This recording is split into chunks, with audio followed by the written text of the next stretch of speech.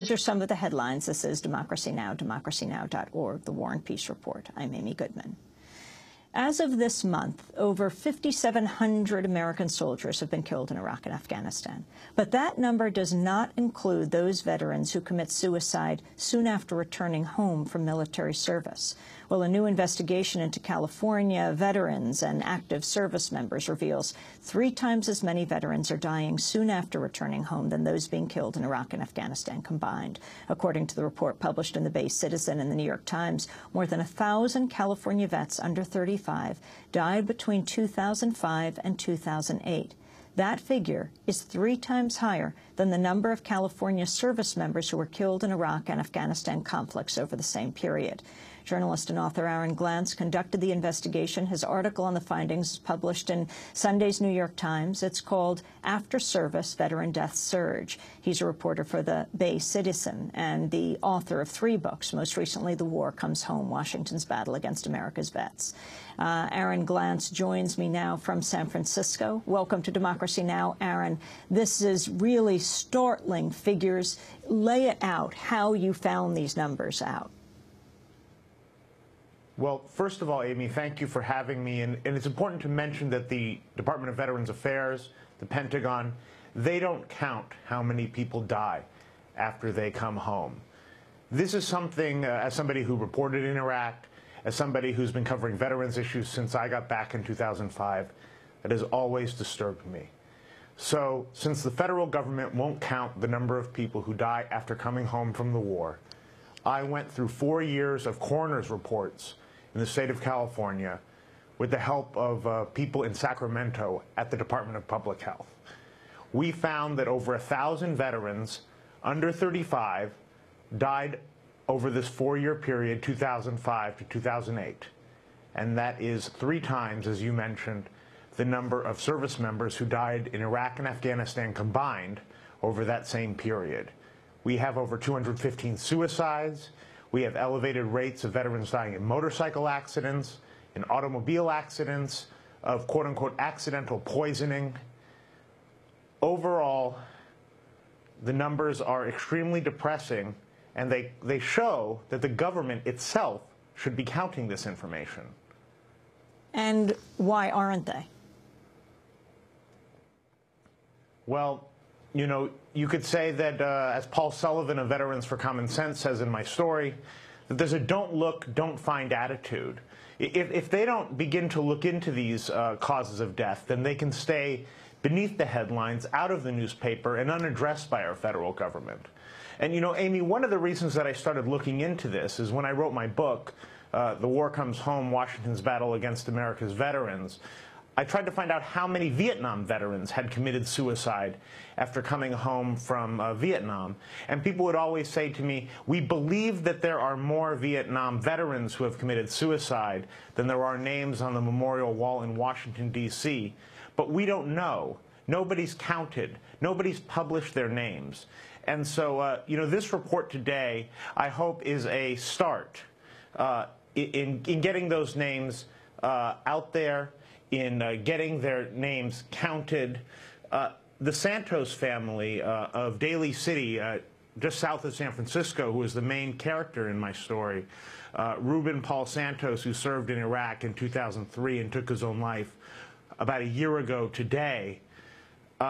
When he died, there was no color guard of service members of Army in dress uniform coming to their house, helping them grieve.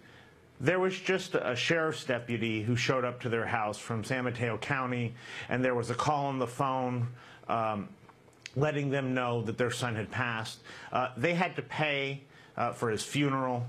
They eventually only got $2,000 in help from the VA after they fought. You know, these are secret, these are silent, and it's not appropriate for the service that these young men and women have done for this country. Tell us who Ruben Paul Santos was, Aaron Glantz.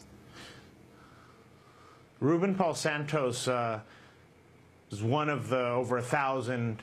Actually, he died in 2009. So he's not part of the 1,038 that are in the story from 2005 to 2008. He is yet another who will be counted when the 2009 data is released. A young man from Daly City who left high school early with a GED to go join the U.S. Army before the September 11th attacks. He was known for his quick wit, his love of funny T-shirts. People said that he had a tremendous spark. But when he came home from a tour in Iraq in 2003, he slowly lost that spark. He buried himself in video games.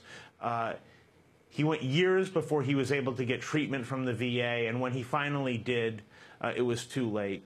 I would encourage your listeners and viewers to go to the Bay Citizen website, where we have a slideshow up of Mr. Santos with photos provided by his family and also photos taken by our staff photographer, along with some of the incredible poetry he wrote while he was enrolled at the Institute of American Indian Arts in Santa Fe, New Mexico, where he chronicles the difficulties that he had fighting with post-traumatic stress disorder after he returned from the war.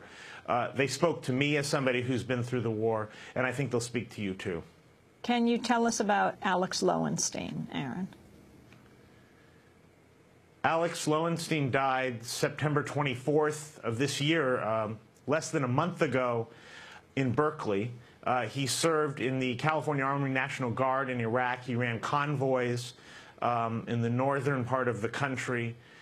He came from Mill Valley in Marin County, the son of very educated parents. Nobody really knows why he died. He was found dead at 3 in the morning by the Berkeley police in his fraternity room. He had been drinking and smoking pot that night. The gun that killed him was his own, and police initially ruled it a suicide, but now they are considering that it was accidental. He was an avid backpacker. He had just gone on a hike along the John Muir Trail with his parents over the summer. He had climbed Denali. He was planning on going to Burma to do medical work after he graduated from UC Berkeley with a degree of Peace and Conflict Studies in the spring, but he has passed now. And he is one of 2 University of California Berkeley students, is that right? That's right. I mean, his death came 2 years after the death of Elijah Warren, another California Army National Guardsman who had served multiple tours in Iraq and also Afghanistan in his case.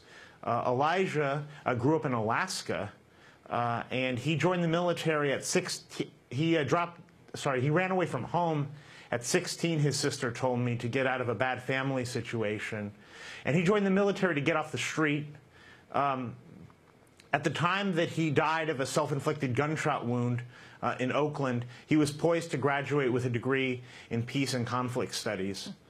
He was poised to graduate with a degree in Political Science from UC Berkeley. Both in the case of Alex Lowenstein and Elijah Warren, his friends told me that they were